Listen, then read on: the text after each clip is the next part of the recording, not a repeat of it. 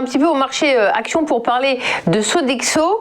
Alors, quand on travaille dans la restauration collective et que tous les restaurants ont été fermés, ça peut être une période très difficile.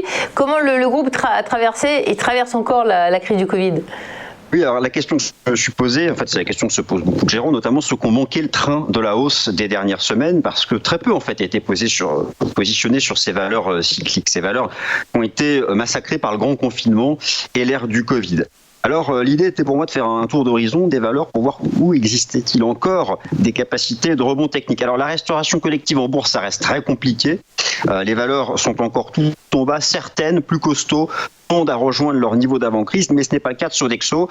Alors, il n'y a pas eu d'actualité fondamentale immédiate. En début de mois, il y a eu une conférence sur les résultats. Ça n'a pas vraiment satisfait les analystes. Le groupe reste largement endetté. Et voilà, ils ont proposé un vaste programme de réduction de coûts. Et en fait, tout va dépendre de la pandémie en 2021, de sa disparition ou pas. Mais si elle disparaît, eh bien, clairement, ce titre a largement du potentiel pour revenir au niveau d'avant-crise. En tout cas, on n'en est pas là. Moi, ce que je note et ce que je relève à court terme, c'est qu'on a une construction technique de rebond. Et je pense que nous avons 10% de hausse minimum devant nous, uniquement dans un cadre de rattrapage technique pour une valeur qui reste encore très faiblement valorisée.